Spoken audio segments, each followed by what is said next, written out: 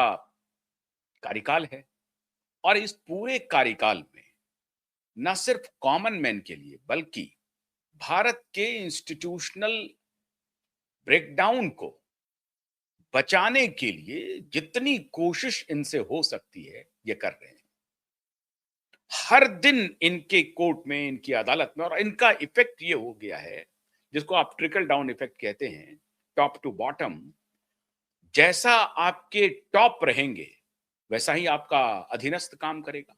आपके जो सबऑर्डिनेट हैं वो उस तरह का परफॉर्मेंस देंगे। अगर टॉप पे कोई थर्ड ग्रेड व्यक्ति बैठा हुआ है तो अधीनस्थ भी थर्ड ग्रेड का होगा, आपके एसोसिएट भी थर्ड ग्रेड के होंगे। लेकिन टॉप पे अगर जस्टिस सूर्यकांत जी जैसे लोग बैठे हों तो पूरे अदालत का व्यवहार कैसे बदल जाता है और अदालत का मतलब क्या होता है ये लोगों को पता चलना शुरू हो गया है।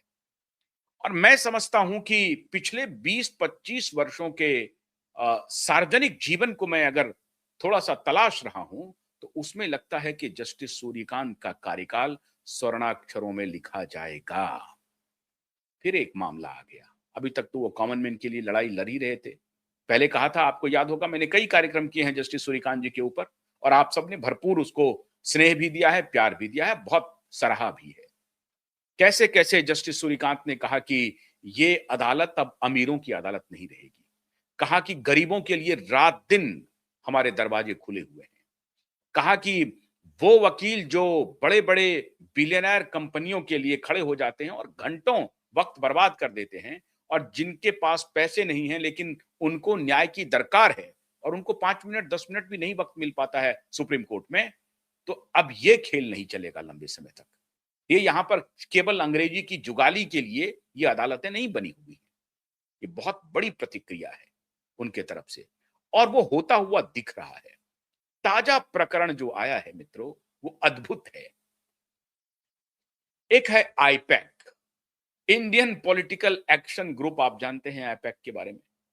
श्रीमान प्रशांत किशोर उसके जनक थे, उन्होंने शुरुआत की थी आईपैक की। आईपैक अपना काम कर रहा है। अब लेकिन प्रशांत किशोर जी ने ऑफिशियली कह दिया है कि मेरा कोई लेना देना नहीं है आईपैक से, मैंने इस्तीफा दे दिया है। ये सब दिखाने की बातें होती हैं।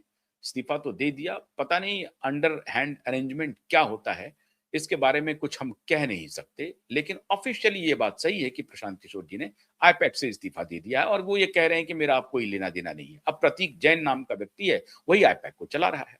कोलकाता में आईपैक का दफ्तर है और कोलकाता ही नहीं, और भी स्टेट में उनके दफ्तर हैं।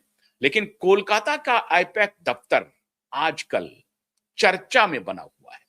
आप सबको मालूम है कि 8 जनवरी को एनफोर्समेंट डायरेक्टरेट ने आईपैक के दफ्तर पर छापा मारा और छापा जब चल रहा था उस वक्त इतिहास की ऐसी पहली घटना हुई, आज तक कहीं नहीं हुई होगी, कभी नहीं हुई होगी, कि एक स्वयं मुख्यमंत्री दौड़ी-दौड़ी चली जाएं, एक प्राइवेट संस्थान पर कहीं पर छापेमारी हो रही हो, उसको बचाने के लिए, उसको डिफेंड करने के लिए एक प्रदेश की मुखिया दौड़ी-दौड़ी चली जाए और सिर्फ मुखिया ना जाए, उस प्रदेश का डायरेक्टर जनरल ऑफ पुलिस एक्कम्पनी करे, उसी शहर का नामचीन शहर कोलकाता, उसका पुलिस कमिश्नर एक्कम्पनी करे, फिर डीसीपी एक्कम्पनी करे। ऐसा वाकया पहले भी एक बार श्रीमती श्रीमा श्री सुश्री ममता बनर्जी ने ही कर दिखाया है।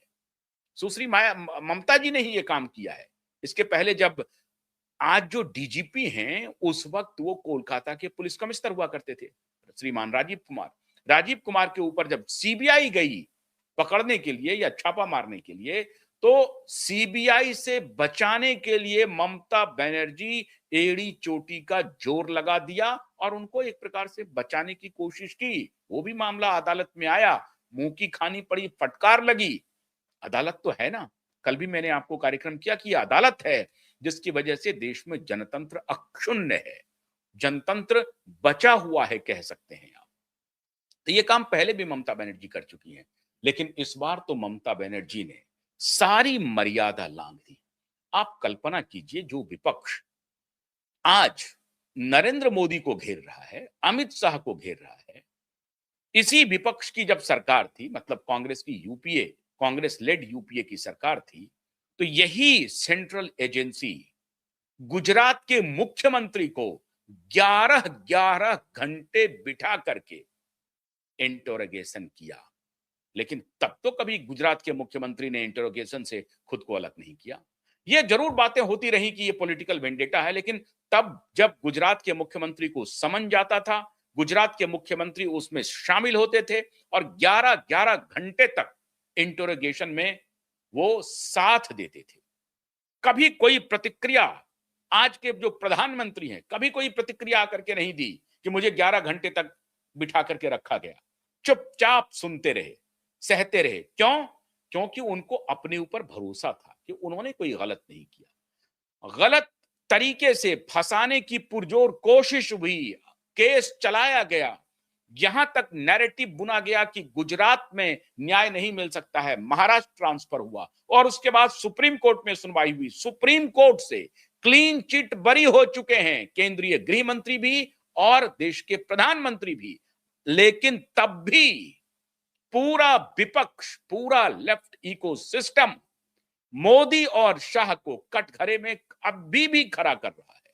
अभी भी केंद्रीय गृह मंत्री को तड़ीपार जैसे शब्दों से नवाजा जा रहा है। पूरा लेफ्ट इकोसिस्टम और जो अपोजिशन की पार्टियां वो तो कहती ही कहती हैं। पत्रकार, यूट्यूब पर आने वाले जो इन्फ्लुएंसर हैं वो सबके सब तड़ीपार कह करके केंद्रीय गृह मंत्री की आलोचना करते हैं। खैर, कोई बात नहीं है।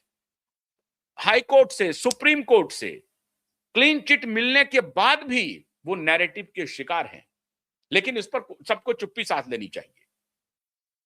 ये कानून के अंदर ही हुआ। जब देश के प्रधानमंत्री को बरी किया गया, कानून ने ही बरी किया, फिर भी चुनौती दी गई, पिटीशन, रिव्यू पिटीशन डाला गया, सारे रिव्यू पिटीशन को भी क्वैश किया गया। सब सारे